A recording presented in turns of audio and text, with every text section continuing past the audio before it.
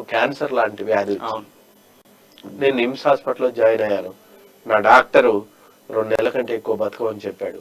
అలాంటి టైంలో నేను ఈ 25 నేను వెళ్ళిపోతే ఈ సాహిత్యం, ఈ పాటలు, ఇవన్నీ ఒక్కపాలి ఈ ప్రపంచానికి పరిచయం చేయాలి అనే ఉద్దేశంతో నేను 25 సంవత్సరాల నా జీవితం మీద పెట్టాను. కానీ నేను చావలేదు. చావకపోవటానికి ఒక బలమైన కారణం, నేను క్యాన్సర్ని గెలవటానికి ఒక బలమైన కారణం, బాబాసాహెబ్ అంబేద్కర్ దినచర్య అనే పుస్తకం చదివాను. తర్వాత ఆయన జీవితం చదివాను.